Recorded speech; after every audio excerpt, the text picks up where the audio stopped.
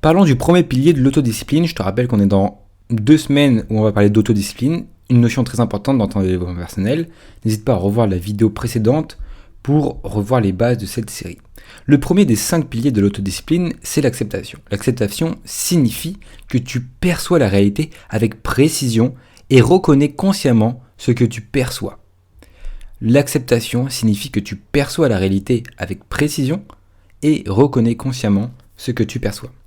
Cela peut sembler simple et évident, mais en pratique, c'est extrêmement difficile.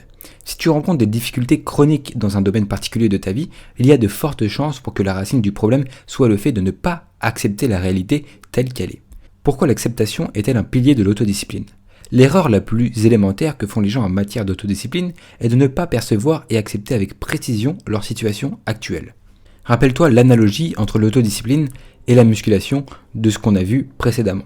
Si tu veux réussir à la musculation, la première étape consiste à déterminer quel poids tu peux déjà soulever. Quelle est ta force en ce moment actuel ?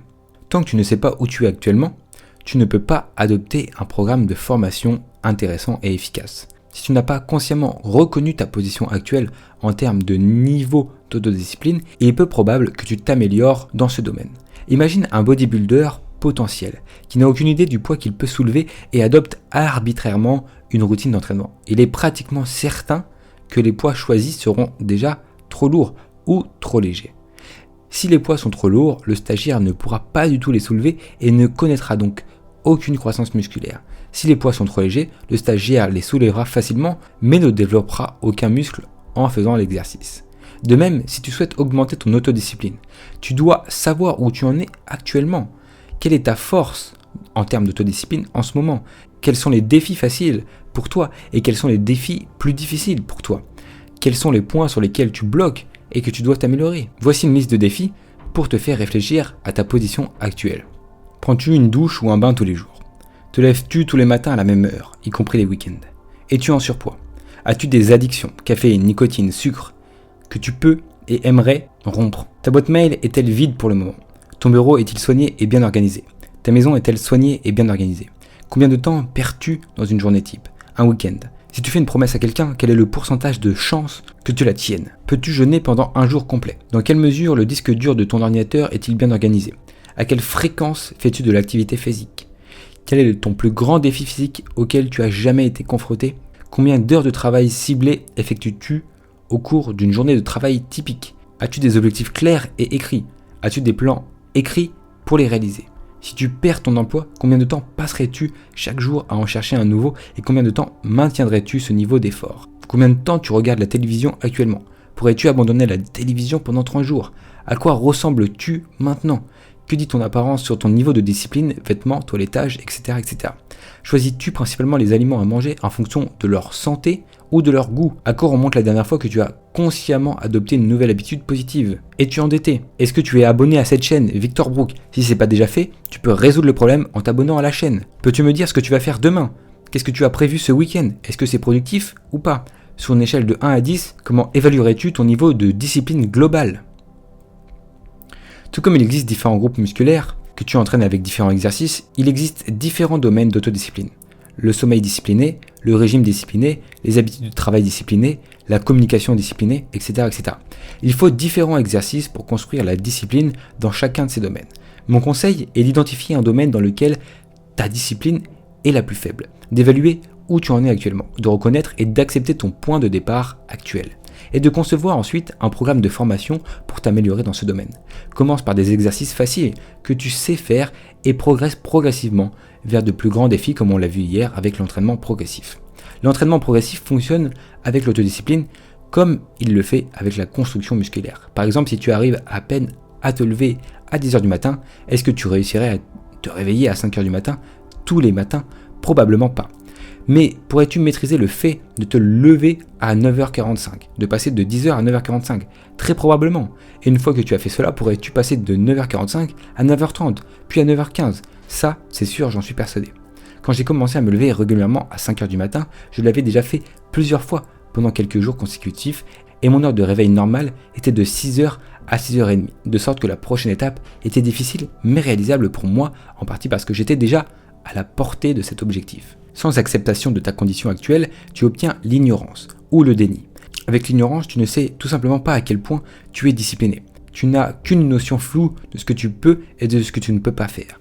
Tu rencontres des succès faciles et des échecs lamentables. Et tu es plus susceptible de blâmer la tâche ou de te blâmer au lieu de simplement reconnaître que le poids était trop lourd pour toi et que tu dois devenir plus fort.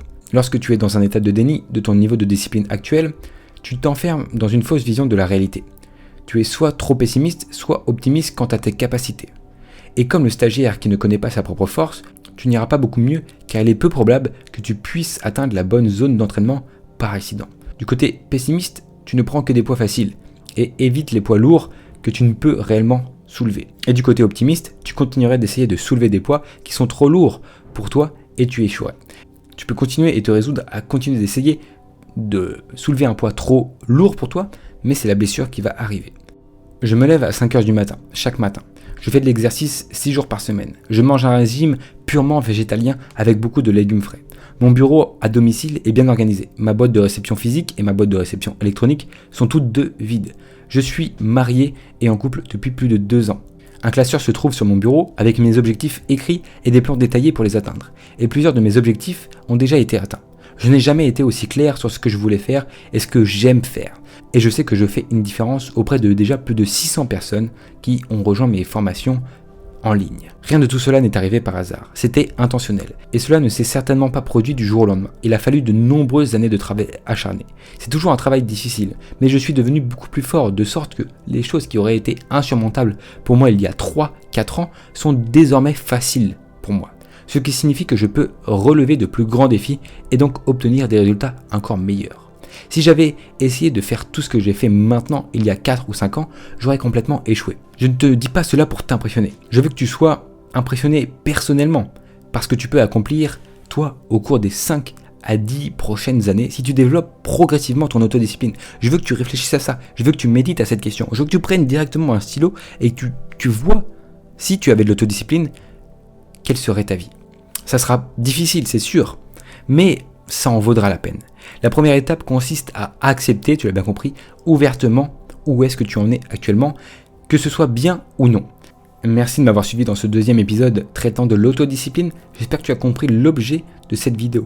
L'acceptation de ta situation actuelle va te permettre de construire une meilleure autodiscipline sur la suite. Bon, je résume très rapidement l'entièreté de cette vidéo. Tu peux la revoir si tu veux réécouter les notions que j'ai évoquées ainsi que mes arguments.